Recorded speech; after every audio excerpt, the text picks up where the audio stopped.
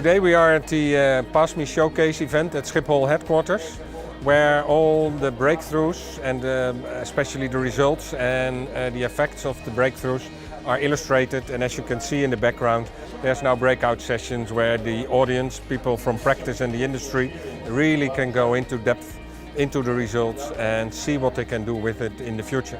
The challenge for PassMe really is how can we improve the efficiency of an airport while also improving the experience, and this comes down to this notion of unwanted time. And for us, identifying where people actually have unwanted time in their journey has been one of the key challenges that we've been trying to solve. The thing about unwanted time is that people experience the airport differently. Some people like to go to an airport to experience the airport, to wait and enjoy the services of airports. They actively go to airports early and they spend time on airport. But some people like to arrive late. Some people like to travel and run through airports at the last minute. So we experience time differently. Some of us experience time and perceive it as something that we wish to get rid of in the system, but also we experience time in that we like to enjoy time. The PassMe Innovative Aircraft Seat is meant to solve one of the biggest problems we have found on the PassMe project, which is the boarding and deboarding time. Usually it's increased by the aisle blocking of people putting things inside bins, people getting seated. And we understood that if we've managed to have a wider aisle, we would improve a lot the time of people getting inside the airplane. So our suggestion was to have a seat that it squeezed, a set of seats that it squeezed their width while people are getting inside the plane, while after people get seated in the same seats, the seats go back to a normal standard width position, which means during flight, people will have the same level of comfort as they will have in a standard seat. But on boarding and deboarding, we will manage to have this squeezed dimension of the sets of seats, which will allow people to get inside of the airplane much more faster and to deboard also faster.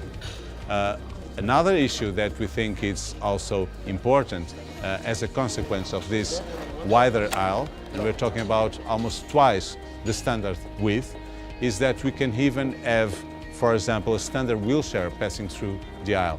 And this will, of course, improve passengers' experience when you're thinking about disabled people or handicapped people using aircrafts, as they usually do. During PassMe, we changed the security layout and we added a cart concept. So a passenger that gets into security will grab a cart, will collect a cart, and then he will use the cart while queuing, and he can store in the cart his luggage and his personal belongings. And so we take the unpacking part out of the process, and we use it and we do it while passengers are queuing. So this will enable the reduction in the time of the security process. This is especially relevant during peak times, and we did the virtual simulation where we did about 200 simulation runs, and where we proved that during peak times we can reduce about 20 or 30% of the time while queuing. The cart also has an iPad or a tablet support. This makes the connection with the PassMe app. So passengers, while they are queuing, they can have different information about the security process, and so they can get to the security lane and be more informed. When they get to the security lanes, you'll have a separate lane for the cart, which is done in a polymer material, so there's no metal, so it could go through an X-ray, and then the passenger is normally goes through the body scan. Finally, the passenger retrieves the cart and continues with the cart in the airside of the airport, or the passenger can leave the cart and then collect his luggage and go on through the gate. In the PassMe baggage research, we studied how we can pick up luggage at people's homes and deliver it at their hotel. And by doing so, we could really improve the experience of people. So if you have a door-to-door luggage service, you can save 6 to 9 minutes at the check-in desk and baggage drop-off in process time and waiting time.